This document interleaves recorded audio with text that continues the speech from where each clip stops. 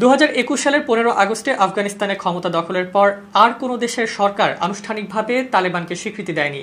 এখন পর্যন্ত কেবল চীন আফগান তালেবান রাষ্ট্রদূতকে আনুষ্ঠানিকভাবে গ্রহণ করেছে।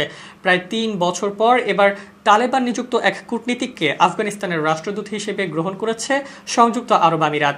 তালেবান পরিচালিত পররাষ্ট্র মন্ত্রণালয় এক বিবৃতিতে জানিয়েছে, মৌলভী বরুদ্দিন হাক্কানি আফগান রাষ্ট্রদূত হিসাবে মনোনীত হয়েছেন এবং সংযুক্ত আরব আমিরাতের পররাষ্ট্র মন্ত্রণালয়ের প্রোটোকল বিষয়ক অ্যাসিস্ট্যান্ট আন্ডার সেক্রেটারির কাছে তার পরিচয়পত্র জমা দিয়েছেন।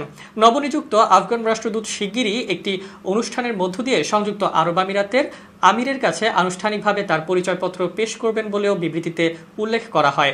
জানা গেছে, আবুধাবিতে আফগানিস্তানের দূতাবাস এবং দুবাইয়ের আফগান কনসুলেট অন্তত গত বছর থেকে তালেবান কূটনীতিকরা কাজ করছে। তবে এতদিন আফগান কূটনীতিক হিসাবে তাদের আনুষ্ঠানিক স্বীকৃতি ছিল না। দেরি হলেও রাষ্ট্রদূত গ্রহণের মধ্য দিয়ে সংযুক্ত আরব আমিরাতের এরকম স্বীকৃতি পেল তালেবান সরকার। গত সপ্তাহে সংযুক্ত আরব আমিরাত তালেবান সম্পর্কের অগ্রগতি লক্ষ্য করা যায়।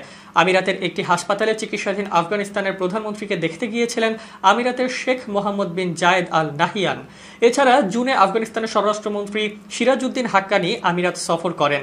অথচ একটা সময় এই সিরাজউদ্দিন হাক্কানিকে গ্রেপ্তারের জন্য তথ্য দিতে 10 মিলিয়ন পুরস্কার ঘোষণা করেছিল যুক্তরাষ্ট্র।